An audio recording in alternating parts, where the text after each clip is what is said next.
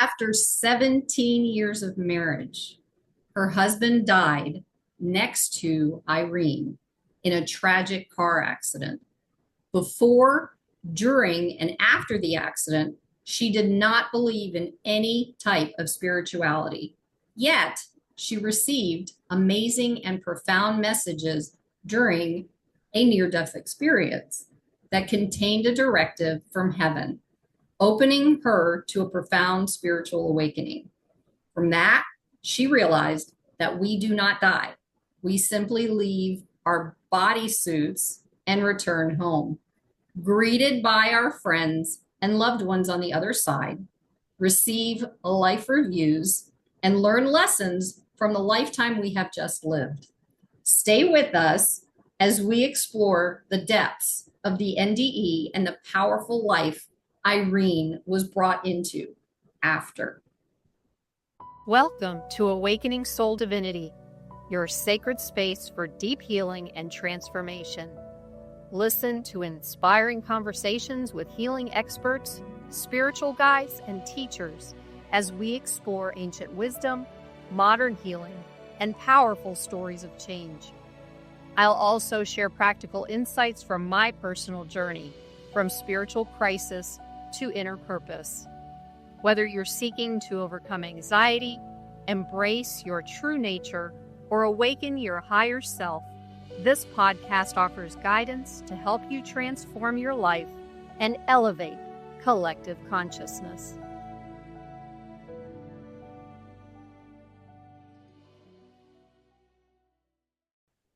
Welcome, Irene. Thank you so much for being here. I'm so excited to have you here. I'm excited to be here. We're going to have a good time. I think always, so. it's just so wonderful to know you. Yes, you too. And it's funny, we couldn't do without a prior 20-minute conversation before we had a conversation. So that's right. How much we have. And we have so much in common. And it's just going to be really interesting to see. I mean, even our backgrounds are in many ways connected. And we'll see where this goes. I think it's going to be amazing. And by the way, I love your roses in the background. They're beautiful. Thank you. I like to, when I'm being interviewed or when I interview, I like to have them because I just think it kind of raises the vibration and yeah, it does. It does. I wish I could smell them, but hey, we'll try that next time. Okay. Next time. All right. So let's I've already kind of described what happened with you that kind of put you into where you are now, but can you go a little bit deeper into this trauma that you experienced so our audience can hear how profound it really is? I had the most amazing experience. And I have to say this, sometimes I say to people, I think I'm the most colorful person I know for what happened to me. And before it happened, I want to tell your audience, I was a conservative, staid, kind of traditional person. My husband and I thought my sister-in-law, who was spiritual, was out of her mind. Boy, was the joke on me. And we would laugh about it and all of that. And one day I was washing dishes at my kitchen sink and he was watching a football game on TV in our family room. And all of a sudden a thought came into my head that wasn't my thought. Now, I think that you would say maybe washing dishes or doing that could be meditative in a way. So I was probably just doing my thing. And all of a sudden it gave them an opening to communicate with me. And the thought was, Saul has to go. Many lessons will be learned from his death. And I'm like, what the heck am I thinking? And I took a glass of water over to him watching the game, kissed the top of his head and said, this was BS. And I threw the thought, I said, I'm done with, what is that? But the thing is that you never forget something like that. Right. And so 2 months later, we're on the New York State Thruway. We were skiers and we're on our way to the mountains to ski and all.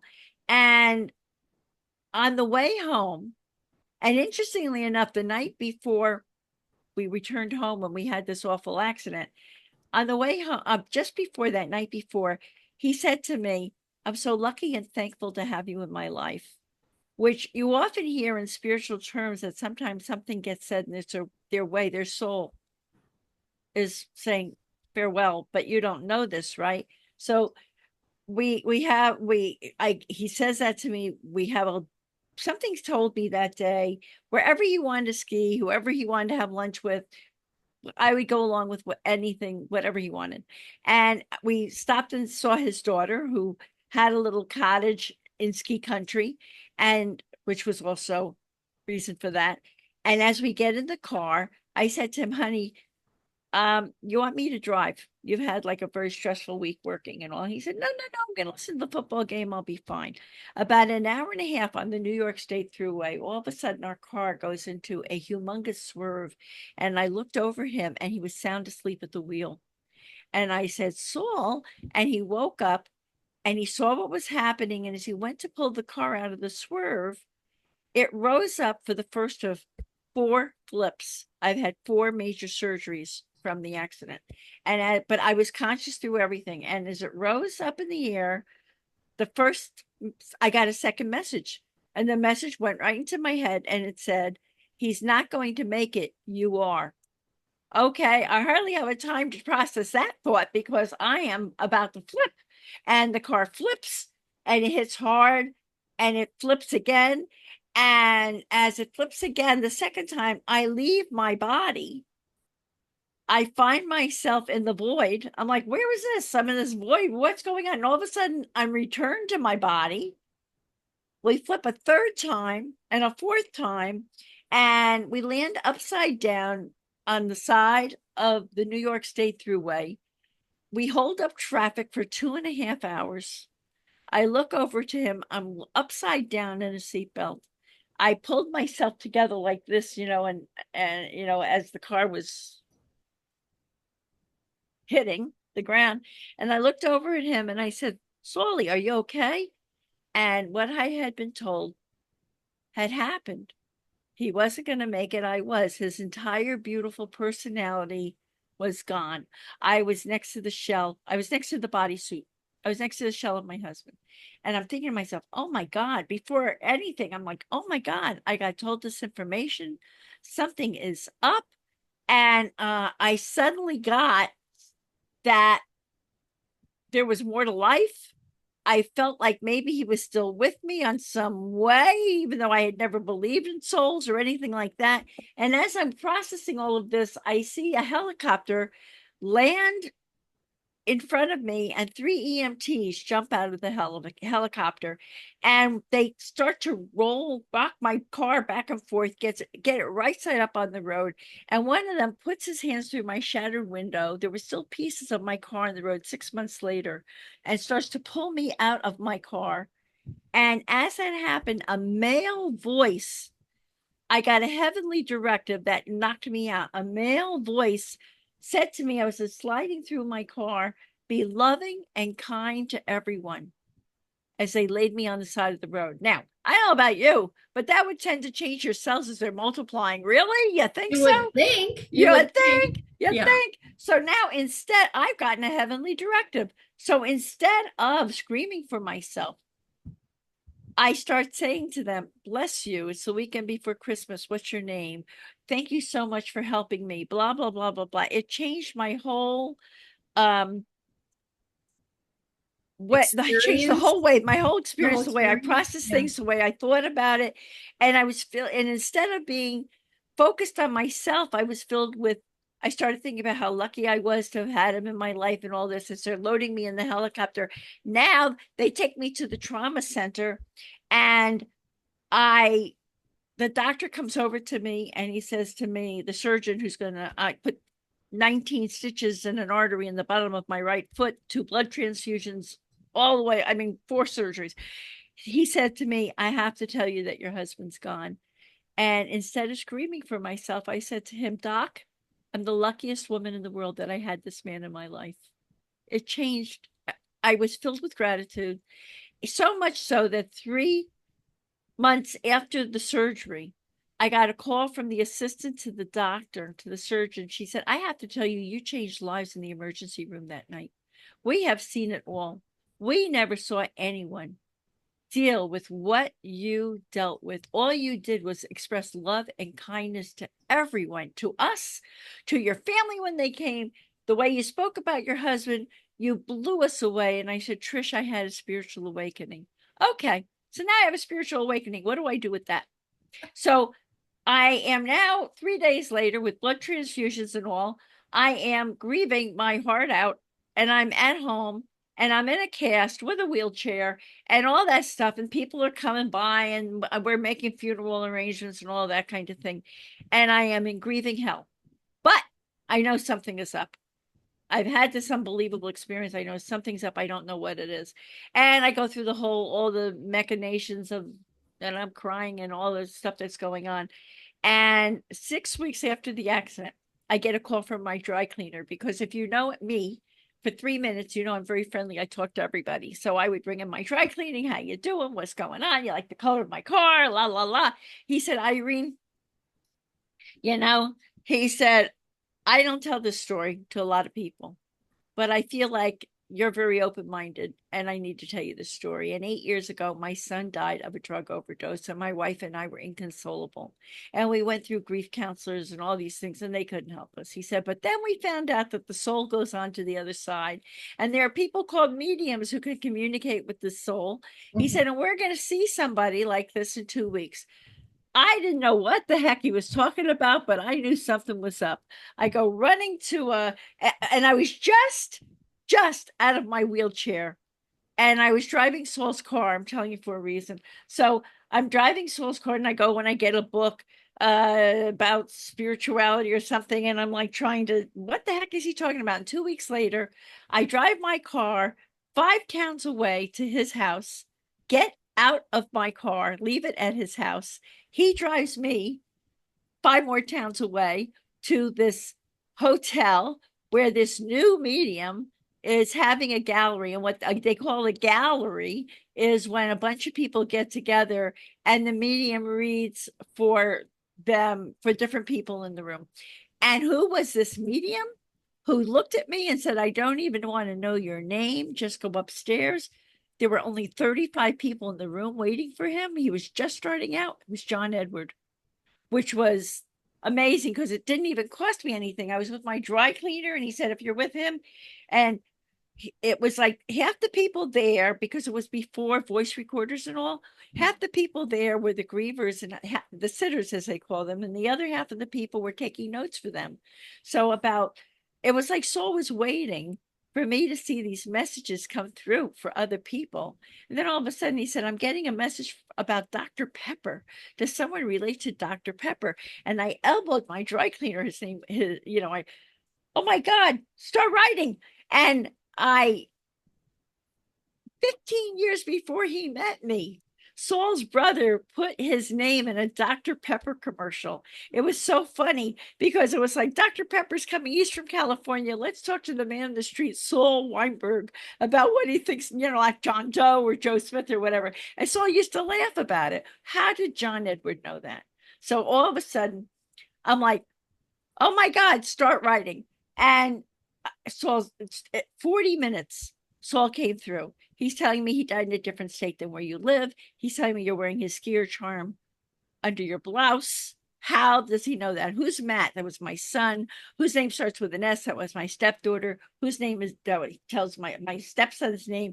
On and on and on. And then the kicker for me was he's telling me you're driving his car with Saul Z on the license plate. That was parked 5 towns away.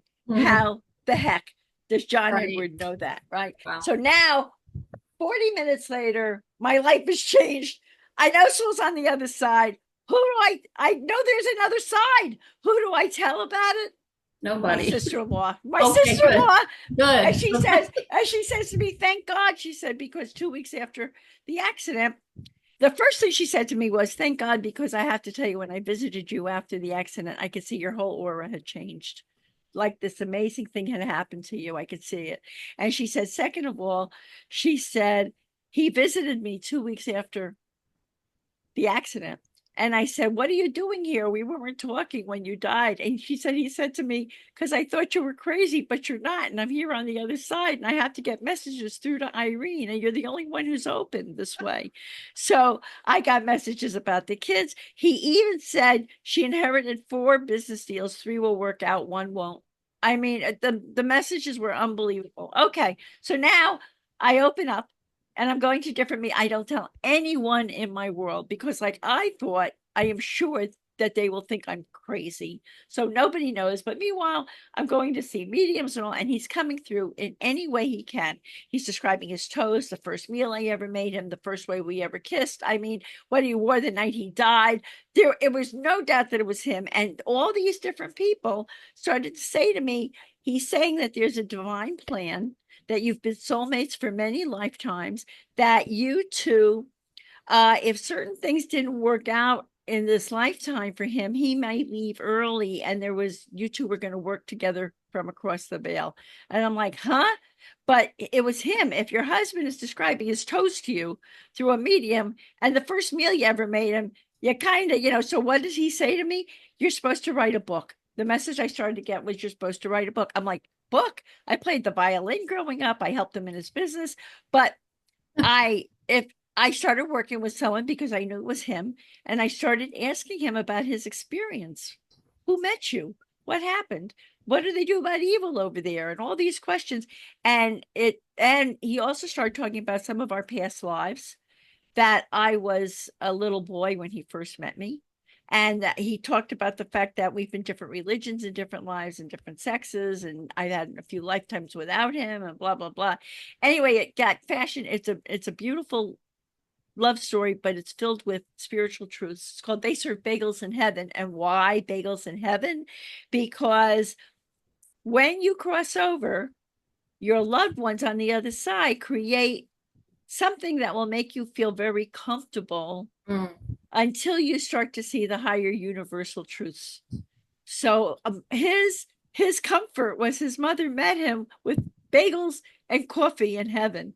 And I tell people, you want cream cheese? It's there for you, whatever you want, right? That's so New Jersey. Are you still in New Jersey? Yeah, that is so New Jersey. New Jersey. My grandparents were from there. And the red onions and the my dad used to like it with the, what are those little things called? The green they're sour. Scallions? No, they're chives? They're like the chives? No, they're round. They're little balls. I forget what they were called, but he used to eat it with those on there. Yeah. I haven't had bagels in years because I don't eat gluten, and there's a lot of gluten in bagels. And neither do I anymore, but there are gluten-free bagels these days. I have discovered there are some. Okay. Yeah. Okay. Nice. But right. So, but anyway, this is, I call it They Serve Bagels in Heaven. And then his mother morphed into, he had his life review. I didn't know that we have life reviews and all of this kind of stuff. So now I'm out there, and I think that I'm doing my thing. My husband asked me to write a book. I write the book. I'm telling my story. I'm doing my thing. And all of a sudden I'm sitting here where everybody's looking at me, and I'm like, I'm fine. All of a sudden the word podcast came into my head. I'm like, what's a podcast? There's that word. There's that word. I'm like, what's a podcast? Right. And someone said, because I'm a baby boomer, what do I know? And someone said, oh, I can help you with that. So now I'm like, what? I'm supposed to interview people for what's called a podcast? So who am I going to interview? And I decided part of my story was when they said, when I got the message, be loving and kind to everyone. The other thing I thought about on the earthbound plane in my head was, I am going to get through this somehow, because I have to teach my son that you can get hit by a grenade in life and still keep going. My husband was buried on my son's 21st birthday, which was really terrible, awful, heart-wrenching. So I knew that somehow I had to heal, because my son needed to know that life was going to get him in certain ways too, and that I needed to role model. I didn't know what that looked like yet, but I started working with a life transition coach. I worked with mediums, saved my life when he was coming through. And I started working with an energy healer who started telling me about past life trauma, helping me heal past life trauma, all this other kind of stuff that was going on. Yeah. And so I said, I am going to interview. I want people to know about this. Yeah. So I'm going to interview grief and trauma specialists, healers, mediums, and people who have been through, because people started telling me, you're such a great role model for going through something so awful, and you got a positive attitude. I was healing. I was in therapy. I was doing all this stuff. So I said, I'm going to also interview people who have been through terrible challenges in their lives and healed and come through it and changed the trajectory of their lives. Mm-hmm. So this was going on, and I'm doing my thing. And lo and behold, I tell people it was a divine plan. I must be getting so much help because it's now in the top 2% of 3 million podcasts. It's helping so many people. And I am interviewing people like you. I'm interviewing healers. I want to present people as an option, because my whole theory is that, and I mean, Carolyn, I can also go into the story that my family abandoned me for 23 years. I had a terribly dysfunctional childhood. I had so much pain. I had a really dysfunctional first marriage that came from the dysfunctional childhood, right? And all that kind of thing. So and all of that I did, and all those choices and decisions were reactions to the dysfunction, that were reactions to the dysfunction they experienced and going back in time. So my whole theory, my whole thing is heal your stuff and change the legacy. Stop it. Stop the family legacy. Do it differently. Find out the healthy way to do it differently, which is what I do. And the thing that has really capped it for me is 4 years after the accident. Now I'm healing.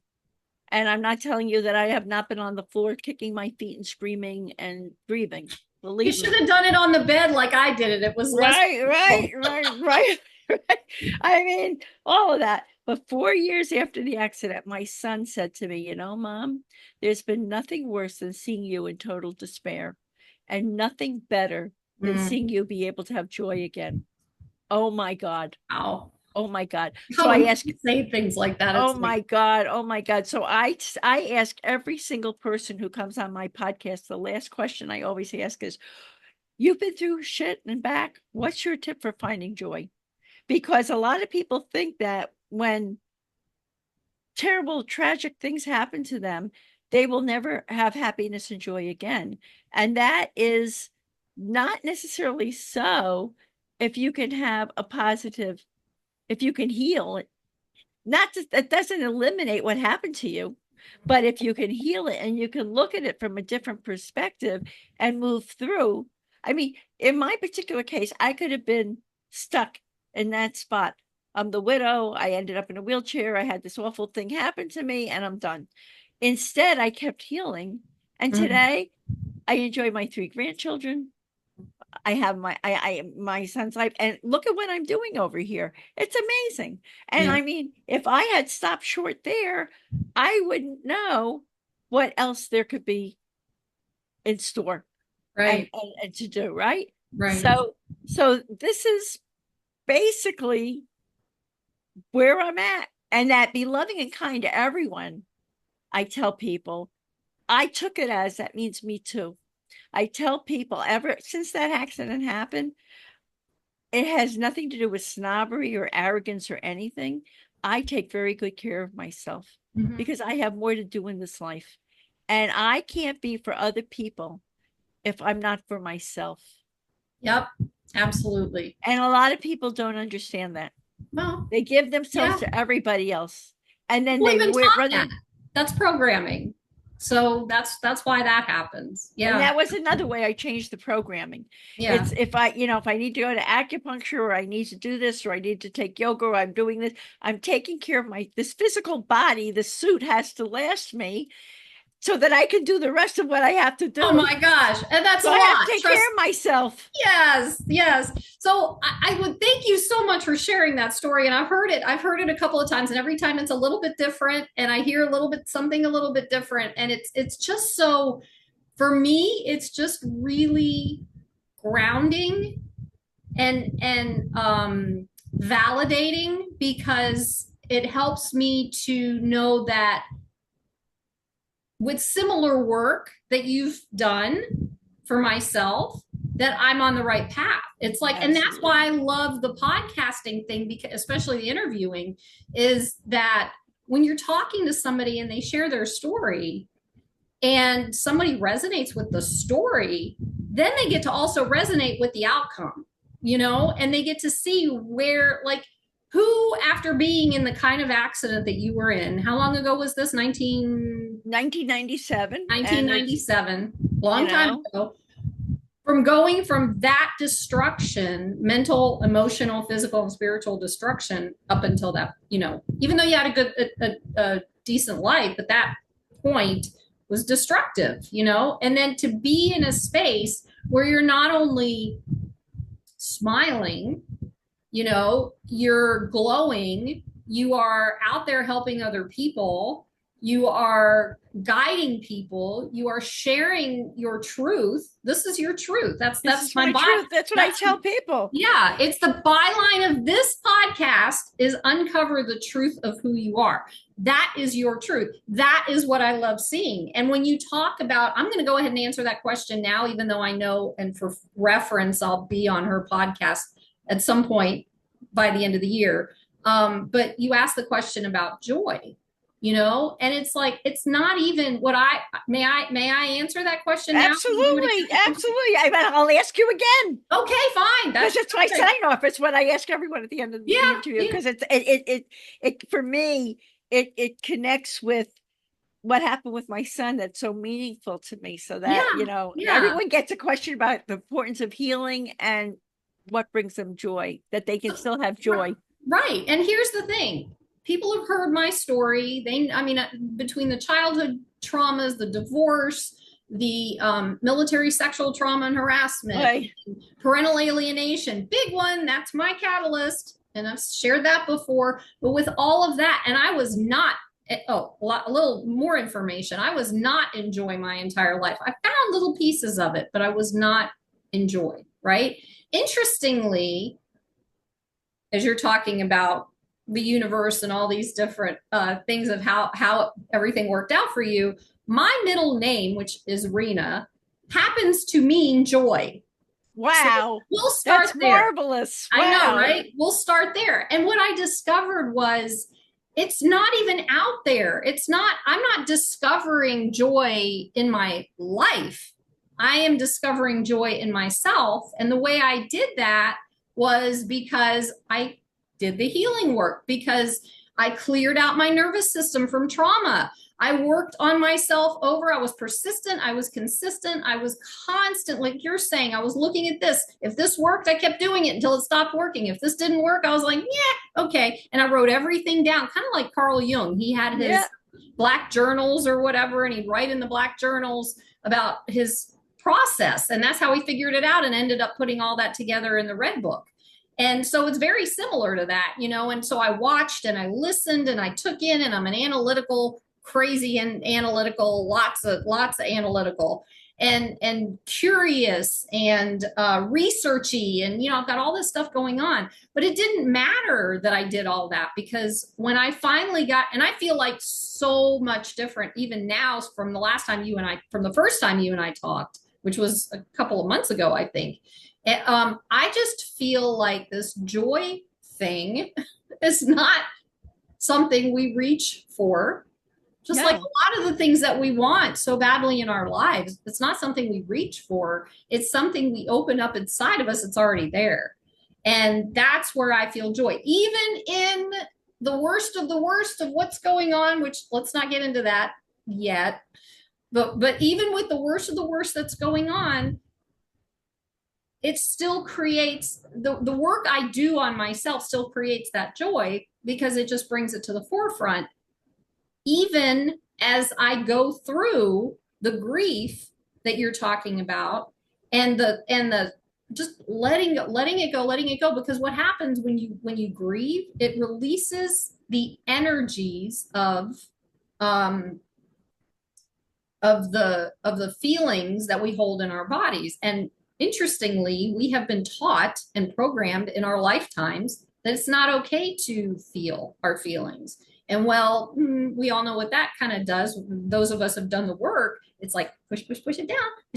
And then wait, I interject. Where does that go? Yes. While you're busy pushing it down, it's going into your bodysuit. Maybe it's creating disease. Maybe it's creating illness. Maybe it's creating all this.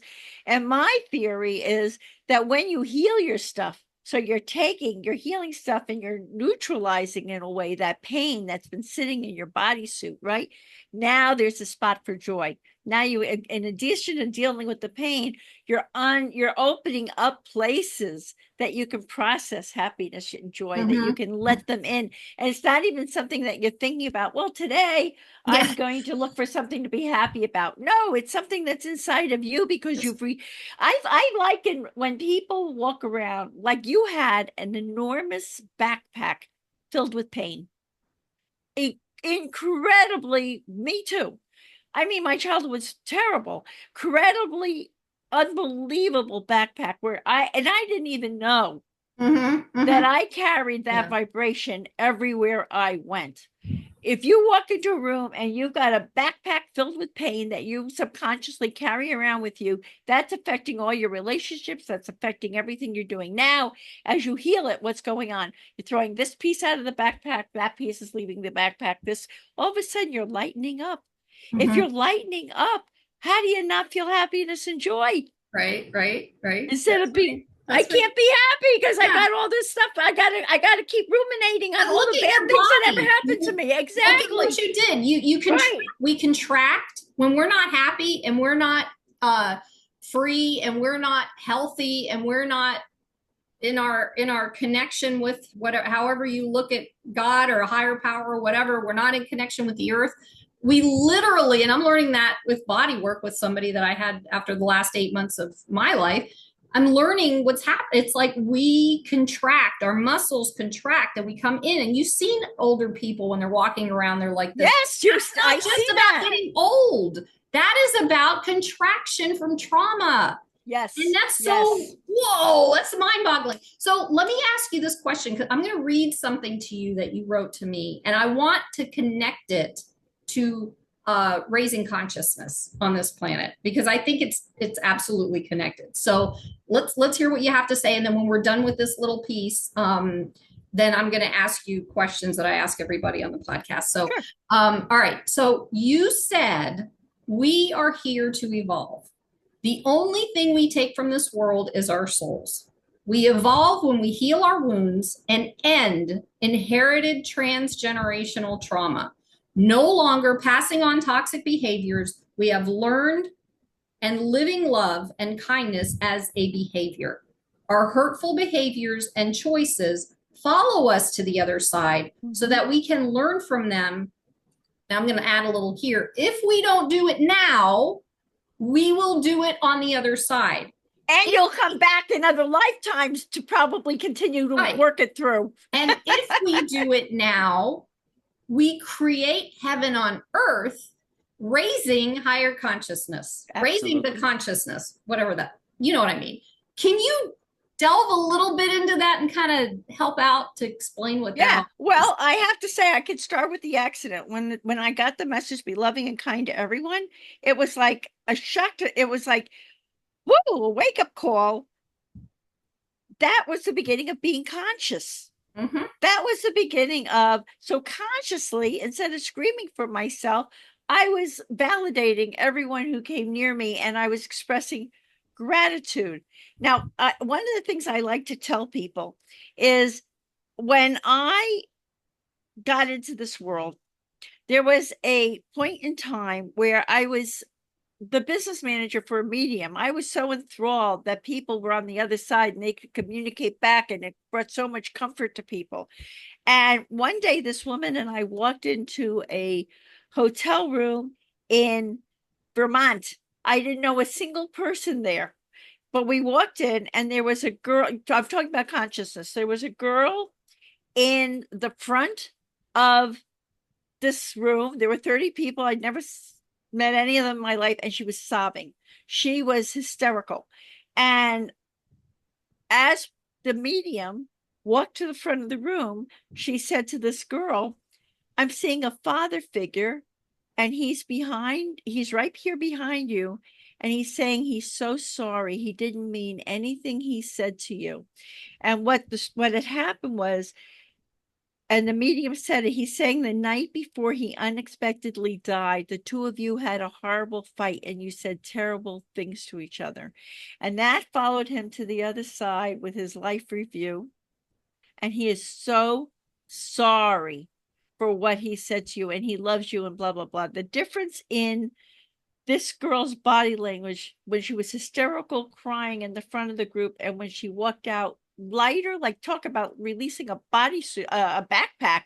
But the point that I tell people, if you know that when you are mean to yourself, miserable and mean to other people, etc., that's going to follow you to the other side, and you are not good. You're here to learn lessons, and one of your lessons on this planet, if you're conscious, is about being loving and kind to yourself too. So I tell people, being loving and kind doesn't mean you let toxic people into your life and let them ruin your life either. That's called discernment and all of that. And that's part of consciousness too. Yes. Being conscious is being aware of how you present, not a phony person, but authentically how you can present yourself in the world, and what you say and how you handle things, and what you do. So for instance, I've had situations, and I know you have too now, where someone really, I think I can say this, pisses you off. Someone's really not nice or whatever. And now, instead of saying, well, I'm going to give her what for, and I'm going to tell her this, and I'm going to do that, and you'll probably never see that person again, I'm able to go to a little like a higher view and say, all right, let me think about, if I handle it this way, what are the consequences of that? How do I want to handle that? How do I want to phrase that? Maybe I need to wait for an opportunity to say it in this way. Maybe I need to go to a healer to talk about what that triggered in me before I respond to it. Absolutely. That's being conscious. Yes. Yeah. As opposed to knee jerk, well, she said something I don't like. Wait till I tell her off. Boing. And see where that gets you. See where that gets you. Yeah. Operates that way.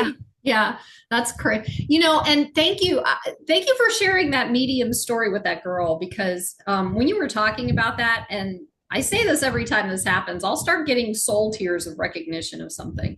And I've had a medium on my podcast at the very beginning when I started doing this work, and I hired her to just get an idea of what's going on and see if she can connect me with somebody and whatever.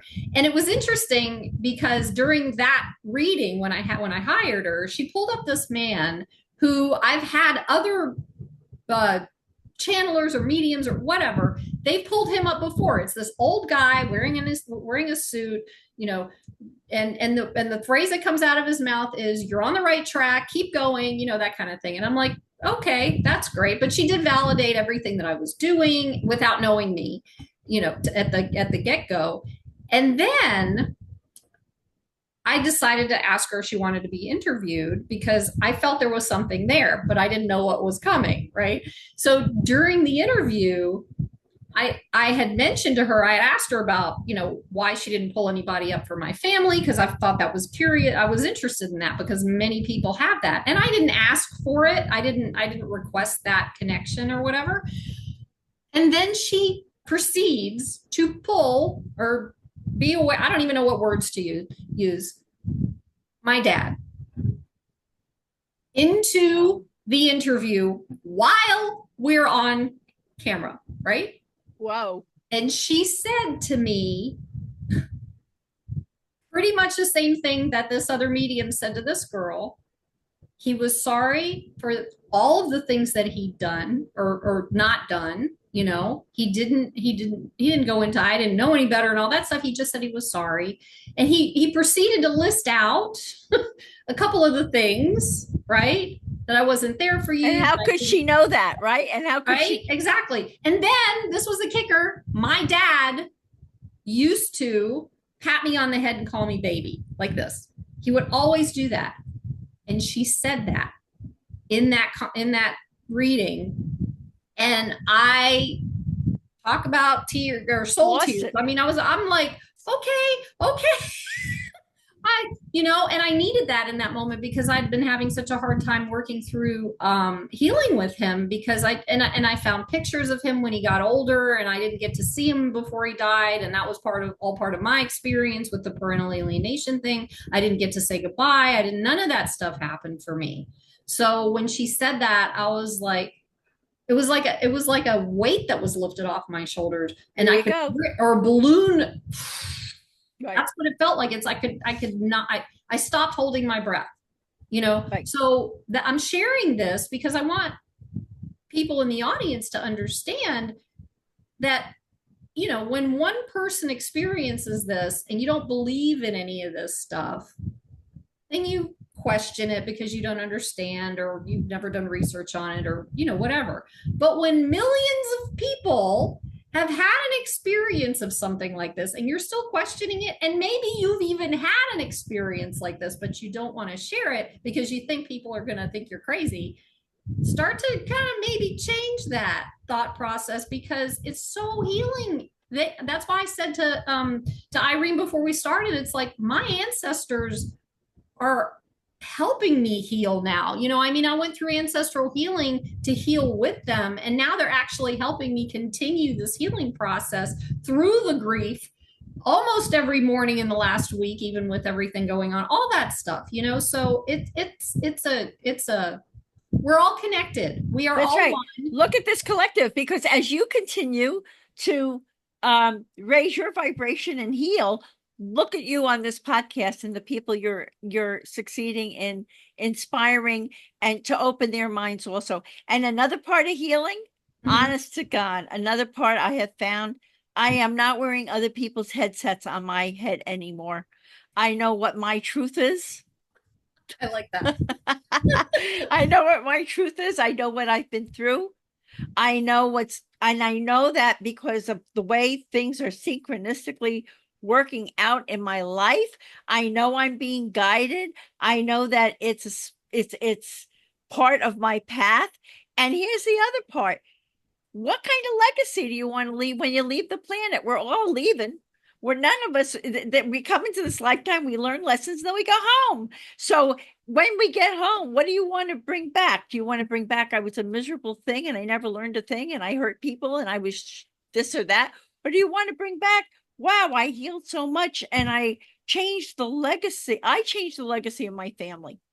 Because when I started healing, I started doing things differently from a conscious level of how I was going to choose to handle Yes. it. And if I Yes. couldn't handle it well, I went to someone, a healer, a therapist, or someone to help me work out what was triggering me from my past that I needed to heal. Those are the blind spots that I talk about a lot because sometimes we just, even if we've done our healing work for years and years and years and years, like I've done mine for 35 years, I still have blind spots all the time. And I'm not going to try and sit there in my thinking brain, my analytical thinking brain, trying to figure out, because that's where I fall automatically. It's all I've done that throughout my life. I mean, I'm getting better at not doing that, but when you have, it's almost like that's why we're here for each other. That's why we're walking each other home. It's like we're here to help each other do that because we can't always see the big picture. Sometimes we need somebody to give us hey, here, look at it this way, a little bit here. Here's this, and that's so helpful.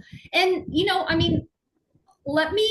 I want to ask this question. I haven't asked this yet to anybody, I don't think, but I think I'm going to add it in. What if you could offer one piece after all the stuff we've talked about? If we could offer one piece of advice to someone just starting their healing journey, what would it be? That's a good question.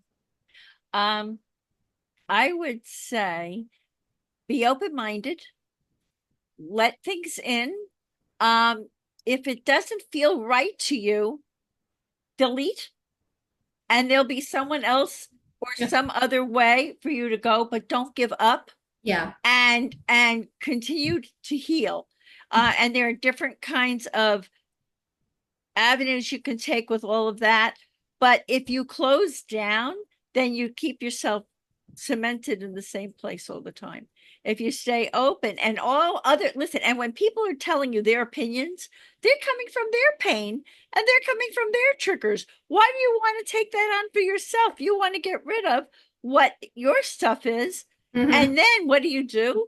If I could tell everyone, oh, please heal your stuff so you could become a role model for other people about how to live their lives in a better way and how to raise their vibration. I have a YouTube channel and I'm going to have a membership, and we're going to talk about just what we're talking about: consciousness, how to handle things in a different way, how to be Mhm. discerning, what's That's gratitude, all of this, and how to raise your vibration to live in a different way. And we're calling it the higher view, Well, which is exactly what we're talking yeah, about. yeah. Being conscious is the higher view. When is that coming out? We're going to start it August 5th. And you'll be getting notifications about it. We're going to start sending out information about it. So or August 4th, whatever that Monday is. It's going to be the first Monday and Monday, the third Monday my of the birthday's month. on the 3rd. It's Sunday. Oh, happy birthday. Then it's a 4th. August 3rd.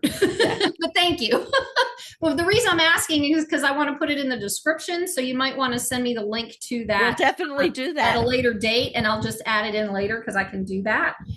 So yeah, absolutely. And what are you calling it? The higher view, and it's the higher view, and it's excuse me. What is it again? The higher view, where we are going to teach people basically how to become conscious. So it's a community. Is it a community? It's a community. We're hoping for so many people. And what we want to do, we don't want to be talking at people. Right. We're going to provide love, nurturing, understanding. Yeah. And the best part is the lady, the woman I'm working with doing this, she's very gifted. She has a big spiritual center in Colorado. She's an astrologer. She's a medium. She's a psychic intuitive and all this. And we're going to have the second Monday of it's going to be the first Monday of the month and the third Monday of the month, and there'll be Facebook stuff in between. We're going to have an Ask Irene and Mary where people will be able to ask our questions. Yeah, because I've been looking at doing something like that too. So yeah, that's wonderful. I love that. You know, I've heard a few people who say that they've encountered very famous, well-known spiritual people, but when they ask them a question, they're kind of like a little snooty and they don't want to talk to them. And I want to be the exact opposite. I want to be accessible. I don't know everything, but I can guide them. And if I can't provide the answer, I have someone I've interviewed who can, and I will refer people to that interview. Beautiful. Oh, listen to this interview. This ought to be able to give you the guidance. Yeah, you can use in your situation. That's awesome. That is so awesome. So how would you define awakening? Awakening is, to me, to know that there's more, that this is not like a one lifetime, one go round. You hurt everybody you can, you make a lot of money, and then you're off. I know that people who are very successful, this may be their lifetime to learn a lesson about being very successful. What did you do with that?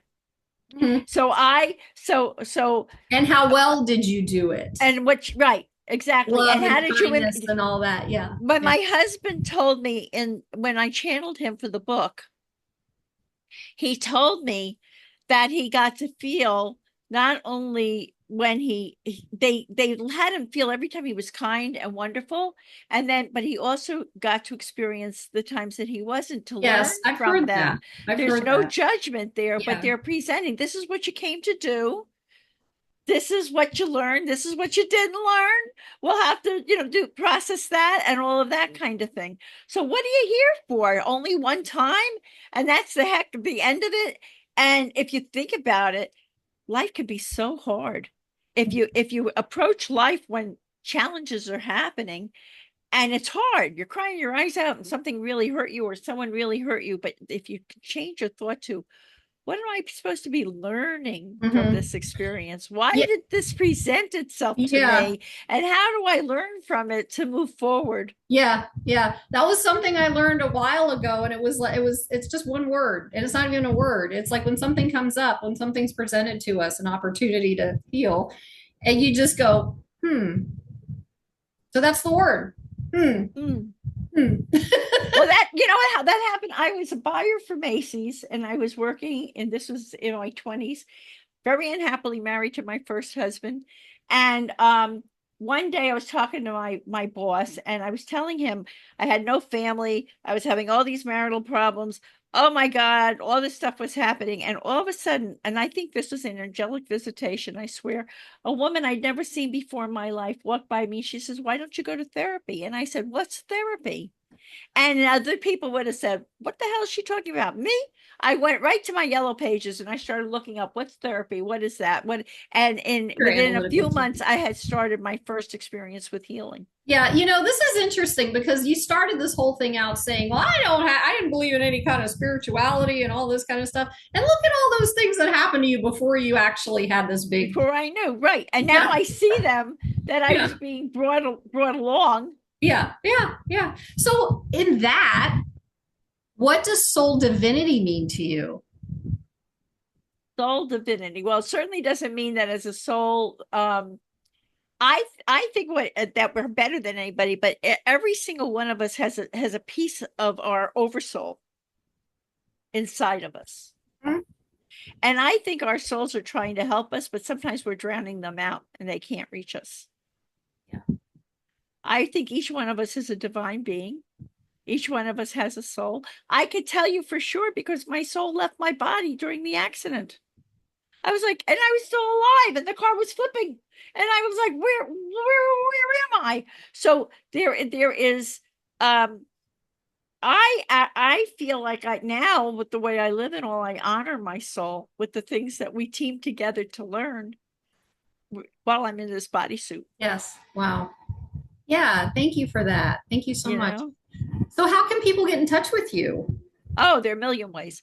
So I'm all over the place. I mean, like Oh, if you want to go to Spotify or this place or that place, Grief and Rebirth podcast.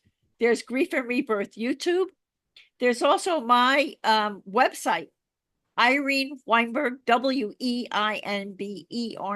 IreneWeinberg.com.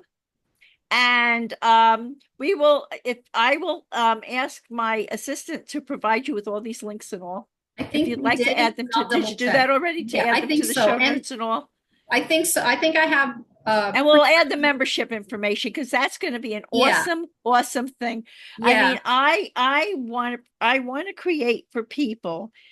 There's so much painful stuff going on the planet today. How about if twice a month you have a place to land, to be comforted and nurtured and get your questions answered and all, well, just what we're sort of doing here. That's That the you can, point. Exactly. that right. And occasionally we're thinking about even inviting guests on to discuss different spiritual concepts and all that to help people. Yeah, I know. To help people move, this Yeah, is all about, we're part of a collective. that's right. We're Yeah, not competing with each other. My attitude is bless you, grow, you help so many people. And the same with me. yeah. It's a big world. There are a I lot of learned. people who need to learn Yeah, that. absolutely. And it's years and years ago, as I was going through my journey, I learned a word that I still think is really cool. It's a co-opetition. And I That's learned it from the beautiful. Women's Prosperity Network here in Florida.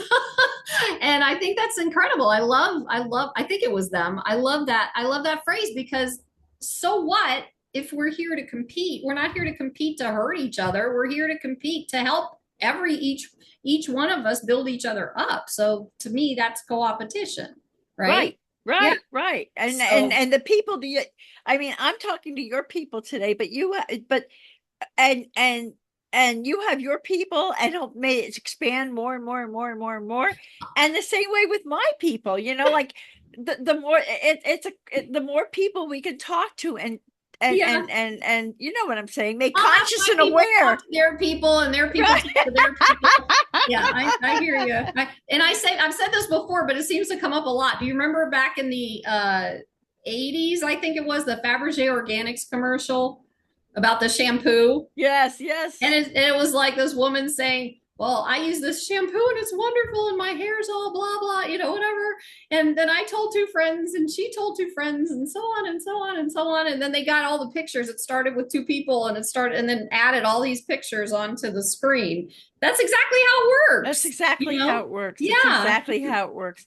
Can I share what, I don't know how much time we have. Can I share one story? You can share the story, but and the last question I wanted to ask, if there's anything you'd like to share with our audience. All right, let me share this one. Yeah, and if you have any wisdom within this story, go for it. Yes.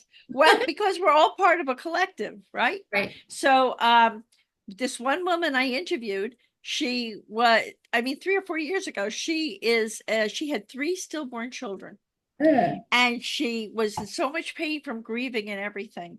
And she decided that what she was going to do with her life was to become a grief coach and create a specialization, a certification for people to counsel those who have lost infants or young children. She felt there wasn't enough help in that particular area. She had not gotten the help that she needed. So she developed that. I'm interviewing her and I'm talking to her about that. And now this is how it works. So just wait till I answer this one. Right. This is how it works. So like 3 or 4 months later, the interview is released. And this other woman who's approaching retirement is with her husband and says to him, honey, I never miss an episode. I really love this podcast. Do you mind if we listen to this as we're traveling? No, he said. So she's listening to this interview with this woman named Cherokee Ilse, who specializes in infant loss. And as they're driving and listening, she says to her husband, oh my God, we had a stillborn child.